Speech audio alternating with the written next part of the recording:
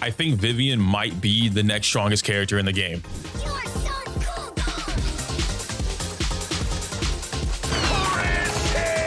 Before you lose your mind in the comment section, which to be fair, most of you guys don't do that over here, so thank you for that. But let me explain. Consider this my first impressions of the character, which I spent a few days pretty much going over how this character was going to play. The first day, I thought she was pretty simple. I had no idea that she was way more intricate than I was giving her credit for. And it did take some studying. It took a little bit of grouping with myself and some other theory crafting homies of mine, if you will, to figure out what's going on. And wow, I really don't know how else to explain it except amazing. It feels like, and this isn't my words directly, so I'm just gonna quote this from my boy. It feels like she is an anomaly version of Harumasa. Now that doesn't mean the damage, and that doesn't mean the technicality, although the technicality is there, which makes this statement a little more true, but it's more so along the lines of the input execution and the meter management that goes into her. But I know that might sound a little more confusing, so I'm gonna break it down a bit further. So the basis of Vivian is going to be locked or tied to her core passive.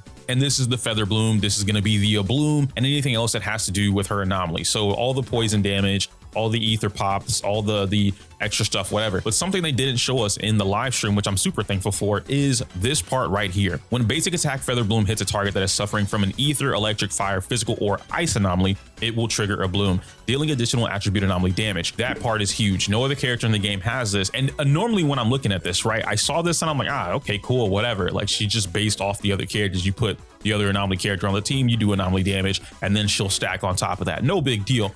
I was so wrong. And I feel like others would be wrong about this too, because if you are familiar with Genshin Impact, Vivian is basically Anemo the character. And I could be getting some things wrong about Anemo because I haven't played Genshin in so long, but we can use Kazuha from Genshin Impact. The way Anemo works in that game is that it absorbs or takes all of the elements that would be on the field at that time and then amplifies them, or it shreds the defense of the enemies that happen to be inside of this Anemo effect on top of the elemental reactions happening. Anemo is basically the fusion of elements, which makes it a wonderful thing to have on the teams. Mind you, this is bar Natlan. I don't know what the heck is going on in Natlan right now. And so in Vivian's case, what I thought was just going to be a simple, put ether damage disc 5, right? Put ether damage disc 5 on the character, and then she'll do whatever she wants and you're good to go. Do I want to reveal this now? I think I have to say this now. Something we discovered about this character, and I'll show you the test runs here, is that if you run ether damage on this character, you're actually gimping her damage for Abloom specifically. I don't want to say that this is the overall total damage that this character is doing, because she does so much more, right? Everything she does is ether. But when you play a certain team, which this is why I was saying earlier, I think she might be with like the second best character in the game, is because I like when a character makes you do more in a game than is required, but it encourages you to do so, right? Harumasa is a really good example of that, where you have to learn how to play Harumasa. If you don't know how to play Harumasa, you are going to be missing out on 80 to 95% of his damage output. Vivian is a very similar case, but it's dependent on the team or the units that you're providing. And she's not just glued to what you would assume, or at least what they state, is a sub DPS character. Fun fact, you can run her as whatever you want. And I love that. You can run her as support. You can run her as the poison, right? The DoT. You can run her as an anomaly damage amp. You can run her as a main DPS. You can run her as a sub DPS. It doesn't matter. Burst DPS if you wanted to do that. But like the way you play her, the meter management that goes behind it, oh my gosh, bro. Like I geek out about this stuff, okay? This character, and to go on to explain what I was talking about, the reveal thing, yeah? I'm gonna take you guys into training mode real quick, which is like, normally I don't do this, right? Normally I don't show a lot of things going on, but let's try this with, where is my guy? There we go. I'm going to show you with Seth and Jane and Vivian, because I think it's a little easier to get across, and then maybe I'll show you with, I probably won't show you the other thing that I was doing. I don't want to reveal my secrets just yet. You're going to have to wait until the video comes out for that, which I think is really cool. It's an awesome thing for sure, but let's kind of go over this for a little bit. I don't think I need any ultimates right now, but there's a couple things that we're going to do to set this up. Now, if I'm not mistaken, actually, I'm not. Hold on. I don't even have the disc on. Let me show you. Okay, so the way that I'm going to do this, let's show you guys with, actually, it's not this, it's chaos. I'm going to show you with the ether damage bonus. Yeah, nope, not that one.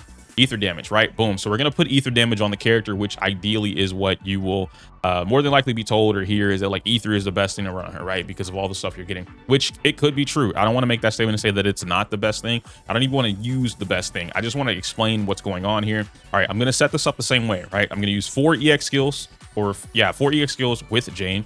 Now I'm going to give Jane the buff. Okay, so Jane has the shield, right? We also are in passion state. So I'm going to use this to boost her up a little bit. We're going to get all this stuff nice and dandy. Yeah. We're going to get physical anomaly to pop off. And you see Abloom 155495. Yeah. We come in, we do another thing, whatever, all that kind of stuff. Abloom 155495, right? Remember that number, 155495. And now we've just placed the replaced Dis 5 from Ether to physical. You're going to set it up the same way. So we're going to give Jane her passion state all over again. The shield. All right, so same thing. We have Jane doing her stuff. Abloom is happening. Let's try and get it again before Ether pops off. 159 right there, so about 4K more damage. Let's try it again. 162. So we went from 155 to 162, right? 162 on the Abloom again. And now it's just gone. So let's try and do that one more time. I just want to make sure that I'm getting everything correctly for you guys to see what I'm talking about. Okay, we're going to give Seth the shield, or rather, we're going to give Jane the shield. We're going to go into baby girl right here, and then we're going to work for it. That's 159. We do it again. 171. And I don't have any more of my Ablooms. And so that's another thing, right? The stacks. I only had 3 to do. I didn't have any more right there, so I couldn't get away from it, or rather I couldn't get more from it. But this is kind of going into what I was explaining to you guys about this character. So if I, once again, set up the board, this is going to give her all of her stacks. This should pop Abloom. Yep, there's 100K right there, but I'm trying to go ahead and trigger. This is what I want from her right here. There we go. I wanted the corruption. I wanted the corruption right there. So now we can actually trigger this with Jane. Reset it. Boom. And now we have the Ablooms. This is my EX skill. There's another Abloom. I mean, he's dead now, but tested this Abloom, or the Abloom effect, with every single element that we have available to us in the game. And basically the gist of what we're getting at is that whatever your respective DPS character is for Anomaly is going to be the damage disc that you give to Vivian if you care about the Abloom damage. And that goes into a whole different game plan of this character, right? A whole different layer.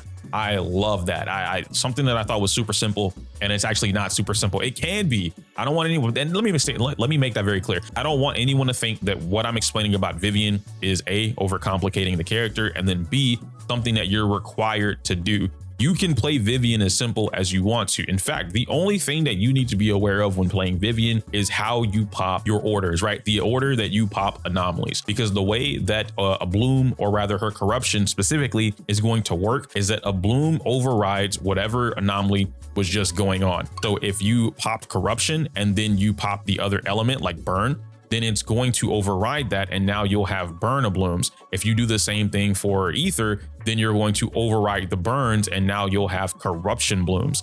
So it just depends on what you're doing. You don't really want to mash your way to victory with this character. You do want to be a little bit more aware. And again, goes in what I said before, right? Meter management is, I love it, right? I know everybody's not into that, but the fact that we have like something that can be played simple, but then it can be more advanced the more you get into it. That's what I love about characters. That's when I love when Zenless does stuff like that. And I think Vivian is like the 3rd or 4th character we're getting in the game that allows us to do something. So going back to what I said, we need to pay attention to it. This character is all about meter management. You need to understand the meter behind when you have flight feathers, how to convert those into guard feathers. You need to understand the EX meter that you have and how many of those are going to give you. You need to be able to build rotations. And when maybe I shouldn't be saying the term need to, I think I should say, if you want the highest damage performance out of this character, then you need to do these things. But if you don't care, then you don't have to.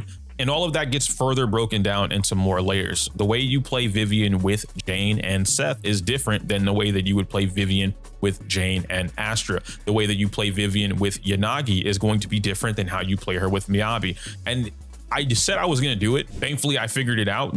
Again, not specifically me, but Me and my team of people that help me like theory craft crap and figure out and get better at the game, right? I keep telling you all the time, I am not the best player by any means. I just like seeing cool stuff happen, and I want to show it to you guys whenever I do it. Main DPS Vivian, or at least the closest thing possible to main DPS Vivian. Figured it out. I also like Vivian and Burnice. I think that might actually be my second or third favorite team to play in the game. It's super hard. It's very difficult to play that team if you don't understand what you're doing. And it took me a solid like a few hours a night to figure it out. Like I was up till maybe like 3 a.m. trying to figure that stuff out for that team. And I figured it out. I love it. I like being rewarded that way, right? Like it'd be nice if the game rewarded me with like titles or something like that, but it's neither here nor there. I like when the game gives me the opportunity to learn and just really dig into something, even though I don't have to, but I get rewarded because it looks really cool when I do it. Everything that I'm explaining about all these different teams and how you play them all goes into Vivian, the character. And so my first impressions, if I wrap this entire thing up, which I'm not going to do the whole, like, this is her build, whatever, because I feel like Phaethon's is really good, but you could probably get away with some other builds, right? Like changing Faith into whatever it is.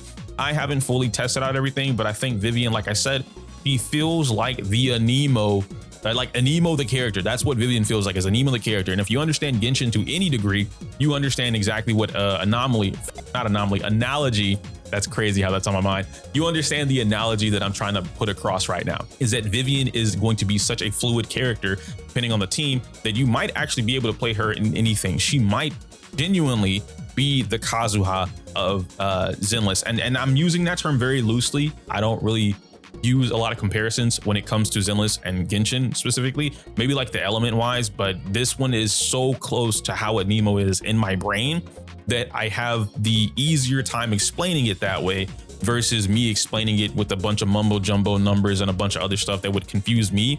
So I know it probably confused some other players as well. I'm not going to say that you should pull Vivian, because that's not my job. However, I will say, if you are a player like myself, if you're into this, or if you want another boost in Anomaly, I was going to say second boost. It's not really, it's like the 9th boost we've gotten for Anomaly. If you want another boost in your performance for Anomaly, if you want your Anomaly to remain on top, but also have some benefits to maybe in the future, I did mention that I feel like Hugo and Vivian are going to play pretty nice together. I'm excited to test that out. And I've already tested out Vivian with 2 other attack type DPS characters. And from the new information that I gathered about the character, those teams actually perform up to snuff. They're not suffering, they're not weaker, and they're still clearing in relatively respective times for getting your S rank clear or anything like that. So the gist of what I'm saying on if you want to pull her or not is totally up to you, but I'm absolutely pulling this character. Not selling you on the character. That's not my job. I know the whole, like, oh, you're a content creator, it's totally your job to sell it. No, it's not. Like, you can do whatever you want, bro.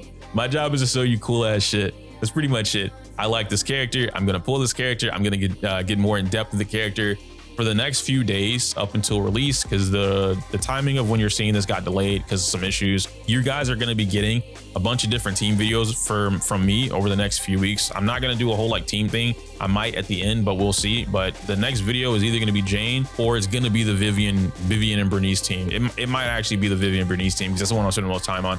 So we'll see. I don't know, make a poll or do whatever YouTube comments has, and then put a vote to it and see what you want. Everyone and their mom is going to do Yanagi and Miyabi.